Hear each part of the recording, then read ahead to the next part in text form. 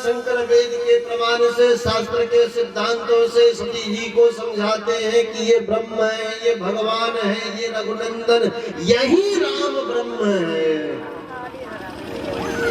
गोस्वामी जी लिखते हैं, लागन उपदेश जदपि कहु शिव बारह। भगवान शंकर ने सती को समझाया, पर सती पर शिव के उपदेश का कोई असर नहीं। समझाते हुए भगवान शंकर ने कहा, यदि मेरी बातों से आपको, मेरी वचन पर आपको विश्वास नहीं है तो किन जाहि परीक्षा ले हो देवी, तो आप इनकी परीक्षा करके जान ले कि ये कौन है।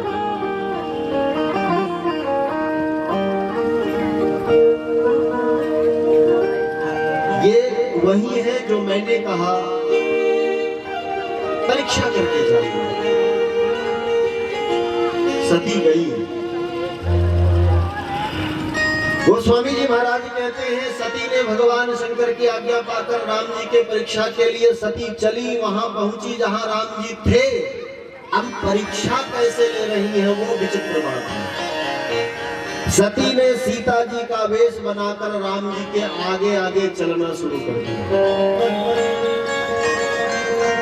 आगे हुई चली पंथ ते ही जही आवत नर। अच्छा, सती ने ऐसा क्यों किया? तो कहते हैं, सती माता को लगा कि सीता जी को ढूंढ रहे हैं और मैं सीता बनकर जाऊंगी तो मुझे कहेंगे कि अब सीता मिल गई। और यदि भगवान होंगे तो पता होगा कि मैं सीता नहीं, मैं सती हूं। इसलिए सीता बनकर राम जी के आगे आगे सती चलने लगी। श्री राम जी ने जब देखा है भगवान शंकर को, भगवान श्री राम जी को आश्चर्य हुआ। सती सीता वेश में क्यों घूम रही है?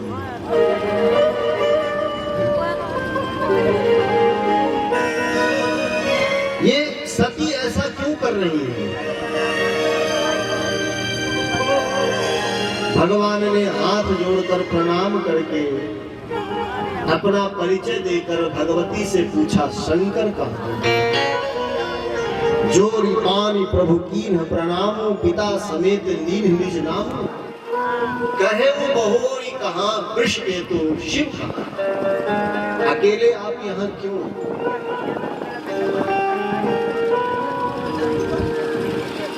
गोस्वामी जी मानस जी में रामचरित का वर्णन करते हैं और एक ही ग्रंथ के एक ही प्रसंग के अनेक अर्थ। राम जी ने सती को प्रणाम किया तो एक तो मात्र भाव से राम जी ने प्रणाम किया। किसी ने कहा राम जी ने प्रणाम इसलिए किया क्योंकि राम जी मर्यादा पुरुषोत्तम है और स्त्रियों को सम्मान देना चाहिए, ये मानव का धर्म है, इसलिए राम जी ने सती को प्रणाम किया। एक संत ने कहा नहीं, सीता जी के वेश में सती माता थी तो राम जी ने प्रणाम किया। राम जी, अब शंकर भगवान कहते हैं राम जी की लीला है, उमा करत रघुपति नर लीला।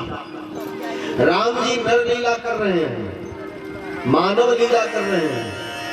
राम जी मानव लीला कर रहे थे, सारे पात्र राम जी ने पहले से निर्मित कर रखे थे, उसमें सती माता सीता बन करके लीला करने लगी। तो राम जी को लगा कि ये तो सब लीला चौपट कर देंगे, इसलिए प्रणाम किया कि हम कम हैं जो आप आ गए, इसलिए जोड़ी पानी प्रभु की न प्रणाम, व्यंग्य के लिए प्रणाम किया। अब कारण जो भी हो, प्रभु ने प्रणाम किया। भगवती सती को संकोच हुआ। जब शिव के संदर्भ में राम जी ने पूछा, गोस्वामी जी महाराज कहते हैं भगवती सती को संकोच हुआ, सती उसी समय वहां से चलने लगी। भगवान ने ऐश्वर्य दिखाया, सती घबराकर आंख बंद करके बैठ गई हैं। थोड़े समय बाद जब माता सती ने आंख खोलकर देखा, कुछ नहीं दिखाई पड़ा, शिव के पास आई, भगवान शंकर ने सती से पूछा, लीन परीक्षा कवन विधि, आप सत्य बोलना, आपने किस प्रकार से प्रभु की परीक्षा किया। सती ने कह दिया, मैंने परीक्षा ही नहीं किया। गुरु रामचंद्र भगवान की कछु न परीक्षा लीन गुसाई। भगवान शंकर को लगा ऐसा हो ही नहीं सकता। तब शंकर देखे उधर ध्याना, सती जो कीन चरित सब जाना। भगवान शंकर को बड़ा दुख हुआ। अब जो करो सती सर प्रीति, मिटई भगत पथ होई अनीति। संकल्प कर लिया, एहि तर सती भेंट मोहि नाही। शिव संकल्प कीन मन माही। भगवान शंकर ने संकल्प किया कि सती के शरीर से अब मेरा संबंध समाप्त। आकाशवाणी हुई, हे महादेव, हे शिव, हे शंकर, संसार में राम जी के भक्त तो अनेकों हैं, पर आप जैसा कोई नहीं। क्यों? क्योंकि राम जी के लिए, राम भक्त के लिए अपनी पत्नी का भी त्याग कर दे, ऐसा संसार में न कोई हुआ था न कोई होगा। इसलिए आप धन्य हो। से पान तू मां बिना कराई मोहाना, राम भरत समरथ भगवान।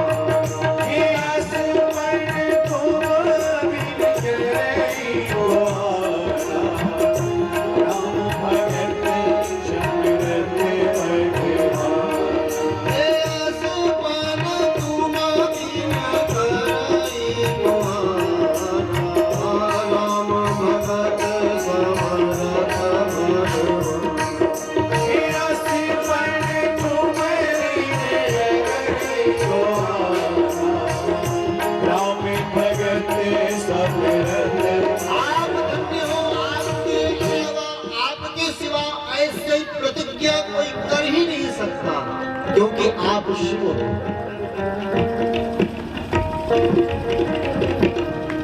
राम भगत समरथ भगवान, आप ईश्वर है महादेव, आप धन्य हो, धन्य हो, धन्य हो। और इसीलिए श्री ब्रह्मानंद जी महाराज कहते हैं, शंकर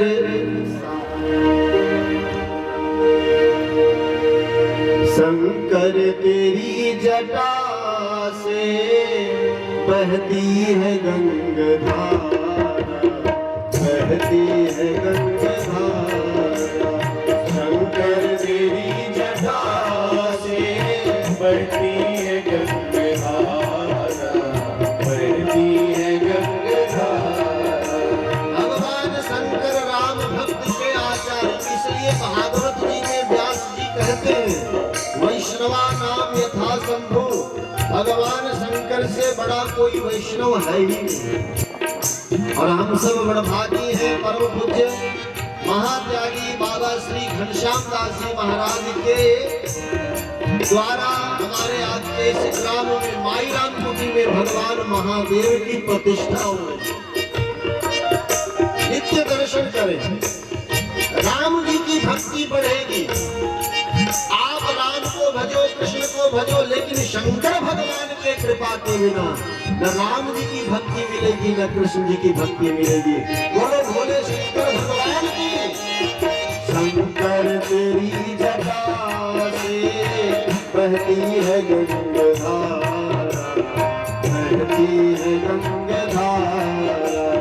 सारियों की तेरी जटा से बहती है गंगाधारा, बहती है गंगाधारा। काली घटा के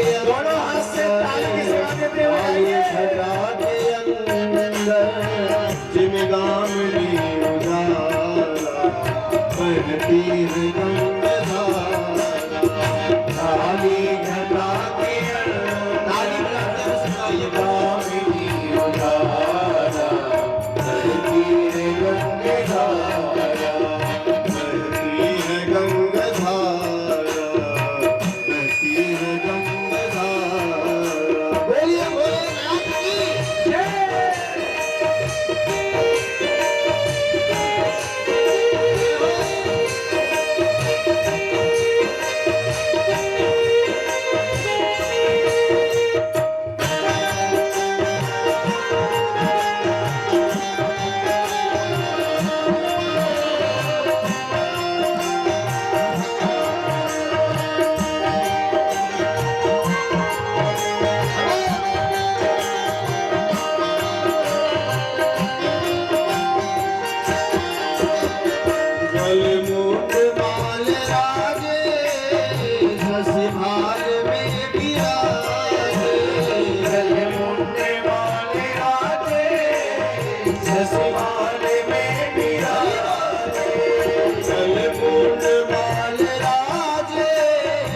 शशि भाल में विराजे, ललाट बाल राजे, शशि भाल में विराजे।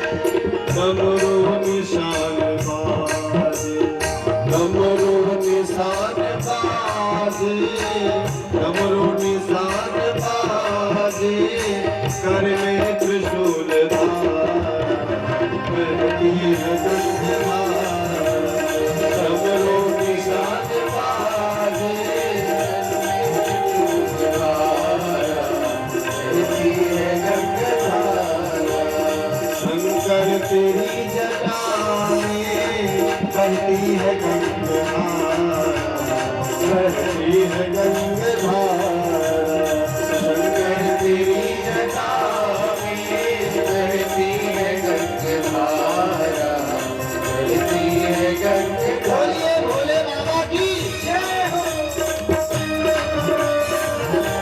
हरि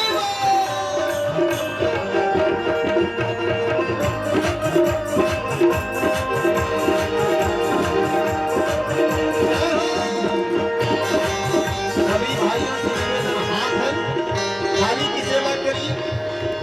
आप श्री राम कथा प्रांगण में हैं, यज्ञ भगवान के सानिध्य में हैं। वो आप समझते हैं बिना कहे करने वालों को देवता कहते हैं, कहने पर जो करे वे मनुष्य होते हैं, और कहने पर भी जो ना करे क्या कहेंगे उसको? आप समझदार हैं, ताली बजाइए।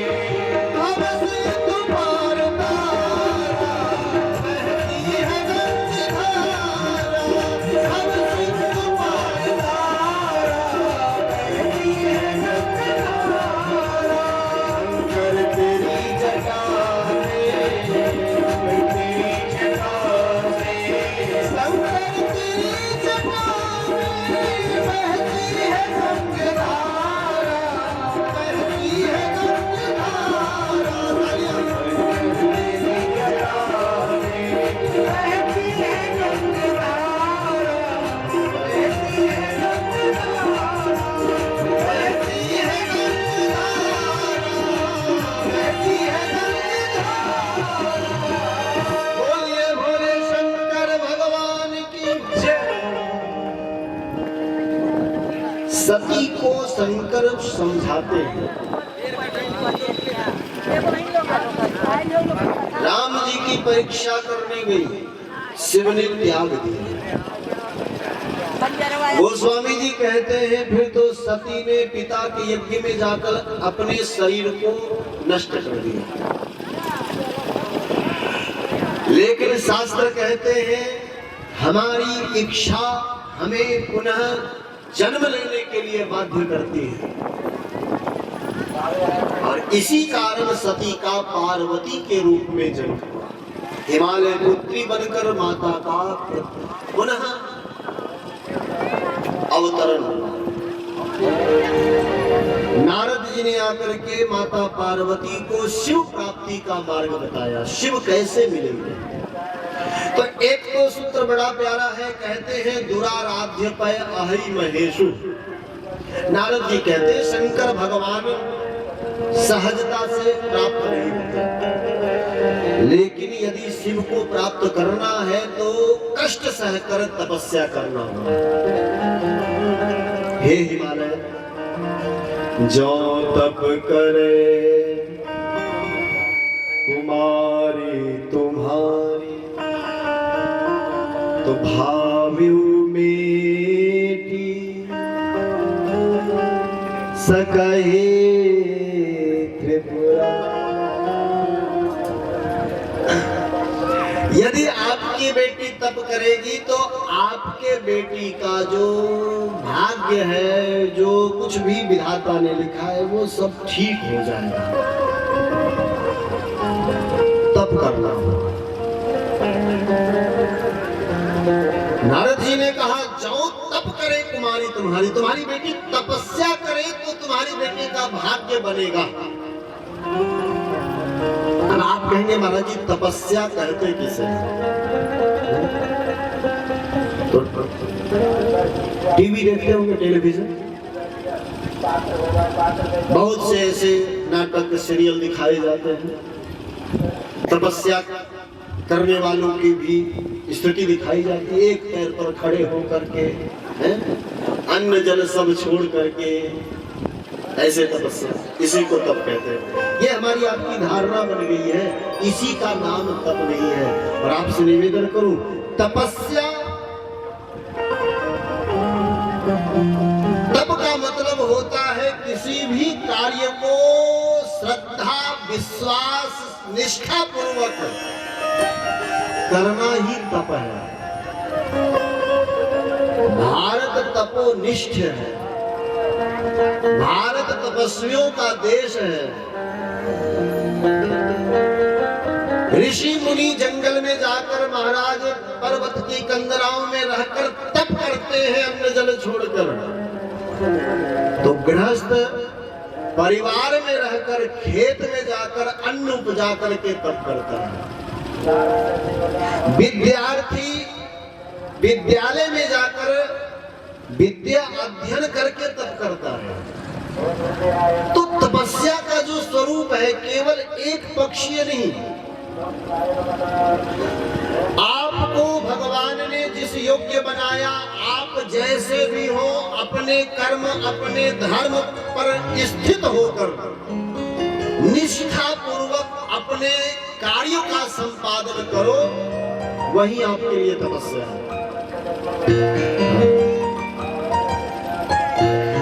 अपने लक्ष्य, अपने इष्ट को समझकर उसके प्रति किया जाने वाला कार्य ही तपस्या है। कोई किसान है तो खेती से अन्न प्राप्त करना, अन्न उसका इष्ट अभिष्ट है, तो खेत में खेती करना भी उसके लिए तपस्या है। गृहस्थ है, पत्नी पुत्र परिवार है, उन सबकी सुरक्षा के लिए आप जो कुछ भी करते हैं वो तपस्या है। दूसरे अर्थ में यदि निवेदन करें तो व्यक्तिगत स्वार्थ का त्याग करके परोपकार की वृत्ति से किया जाने वाला कर्म ही तपस्या है। बोलो रामचंद्र भगवान। अपने स्वार्थ को छोड़कर प्रभु आप जो कुछ भी करते हैं वो तप है। समाज के हित के लिए, परिवार के हित के लिए, अपने नगर ग्राम के कल्याण के लिए, अपने राष्ट्र के कल्याण के लिए जो कुछ कोई बिजनेस करे वो भी उसकी तपस्या है। तपस्या, तप, तपाइए जीवन को, तपाइए। तपस्या क्या है आप ऐसे समझिए, जीवन में तपस्या होगी तो जीवन ऊपर उड़ता है। जैसे आप पानी को तपाओ, पानी को जब तपाते हैं तो पानी भास्प बन करके आकाश की ओर जाता है। उसी तरह से जीवन में जब आप तपस्या करेंगे तो उत्थान अवश्य ही होगा, पतन नहीं हो सकता। बोलो रामचंद्र भगवान की। इसलिए नारद कहते हैं, जो तप करे कुमारी तुम्हारी। हे हिमालय, दुनिया वालों को लगता है कि कोई बड़ा धनवान है, कोई बड़ा गुणवान है, कोई बड़ा महान है। तुम्हारा जी उसकी तपस्या है, इसलिए वो कोई धनवान है, कोई महान है, कोई गुणवान है। बिना तपस्या के किसी के जीवन में किसी प्रकार की योग्यता प्राप्त नहीं होती। इसलिए जो तप करे कुमारी तुम्हारी। तो बेटी को तप में लगा। क्यों? क्योंकि तप बल तेज सृजन तप बल तेज